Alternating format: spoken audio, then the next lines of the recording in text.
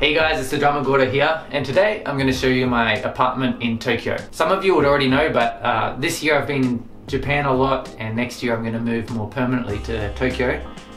And a lot of people kind of curious. Japan is kind of famous for like the shoebox apartments that they call them, that are extremely small.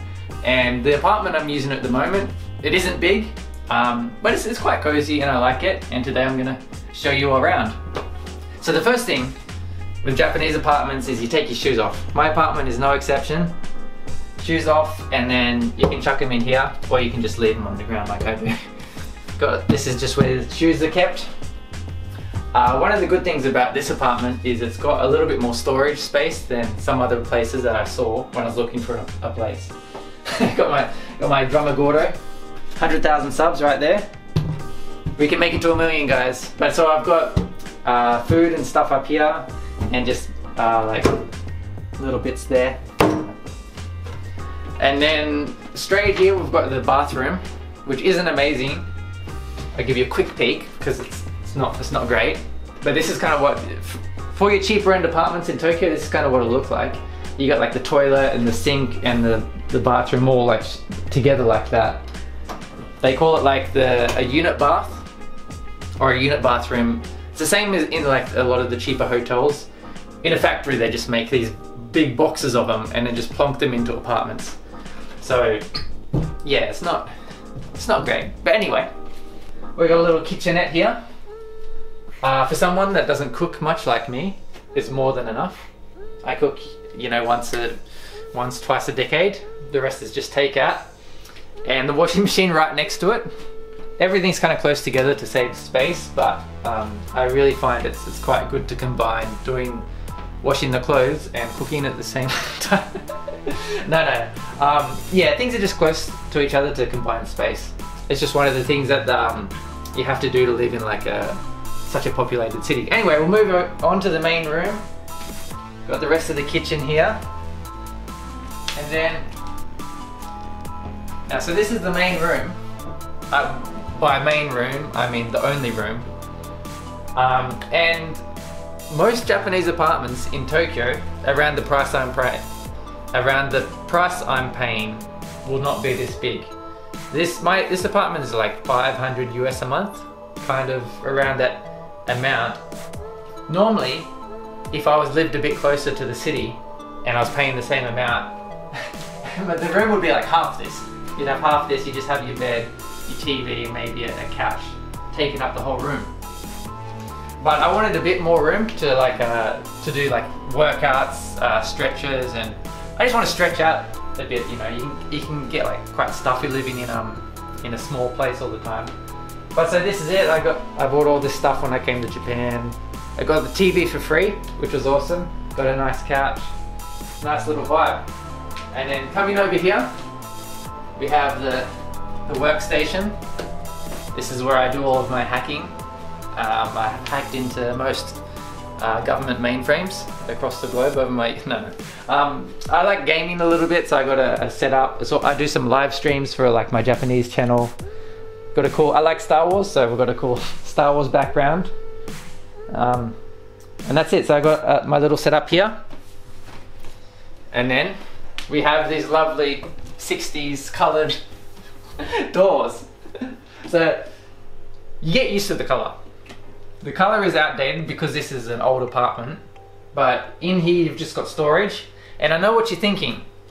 Where's my bed? Where do I sleep? Well, if you have enough caffeine in your system, humans do not. I got like the Japanese futons that I pull out, so I just pull it out here and I sleep here.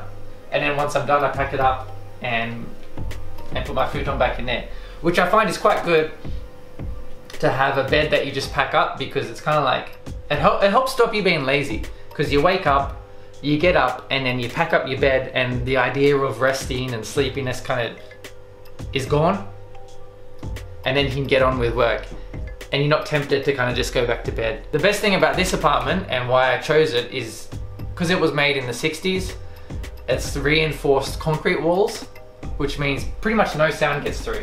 So this is like, it sounds thin, but this is like a wall on top of the concrete divider. So I can barely hear anyone on either side, and I have my drumming practice pad, and I often warm up here before I go to the studio. And I've never had a complaint, so it must be pretty good. Some newer Japanese apartments, to cut costs of like building the apartment, they've got super thin walls. And some people say like they can hear the person next door when they sneeze, or even when they're just watching TV or something. Or some people even, they don't like you putting your, washing your clothes at night, because the sound of the washing machine just goes straight through the wall, which is crazy. Fortunately, here I don't have that problem, but that's also the reason I chose this place, because I wanted to be able to make some noise, listen to music loudly and all that, and I can get away with it here with these reinforced concrete walls. So that's my Japanese apartment. If you have any questions, let me know down in the comments. But next year I might be moving to somewhere a bit bigger. This place is enough for one person, but I do want a place with like extra rooms, you know, to have like a room where I work and practice and stuff, and then a room where I relax. Would be nicer. So some of you might be wondering what I do for like internet and for uploading when I'm like in Japan, or next month I'll be in Korea for a bit, then back into Australia. And at the moment it's great because iVideo have been helping me out with these little Wi-Fi dongles. You just order them online, it's really quick, and then you just have like Wi-Fi when you're in Japan or Korea, or they do a lot of countries. So whenever you're traveling, it's great to have this. You don't have to rely on like dodgy hotel Wi-Fi, or like finding the hotspot, you know, when you're trying to meet someone at the station. It's great to have these, and I ordered this when I came to Japan. It came in like 2 days. It was like 1.5 days. It came really quick. It's not too expensive, and it's quite helpful because pretty much you can just do everything with your phone over just a Wi-Fi connection, not really using your actual like telephone number. So when I'm in Japan or Korea, just having like this Wi-Fi with me all the time, it's easy to make calls and organize things and upload videos. Oh yeah, I almost forgot. Some of you might have seen it. You might have seen it. You might have seen it when you came in. I do have a popcorn machine. It needs to be cleaned. One of my fans bought me this, and it's awesome. It's actually because with this I've got the proper salt that they use in the cinemas as well, so I can make the popcorn that tastes like the popcorn that you get at the cinemas. Like, I used to like microwave popcorn as well, but it doesn't quite taste as good as the cinema stuff. This tastes as good as the cinema stuff, so I really actually like this. I know a popcorn machine kind of sounds like an unjustified expense of like, no one needs a popcorn machine in their house. But I don't know, I like watching movies, I watch a lot of anime, so it's great to have it. I love this little thing. Anyway, I hope that gave you a little insight about what's it like to live in Tokyo, what are the apartments like. As I said at the start, most apartments are a bit smaller than this. I had to move like 20-30 minutes out of the city so I could get a place slightly bigger for the same price. Also, I go to the studio every day to practice drums in Tokyo.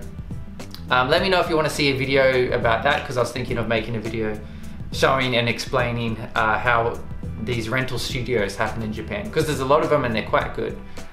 They've got a cool little system happening that I wish they had in Australia or overseas.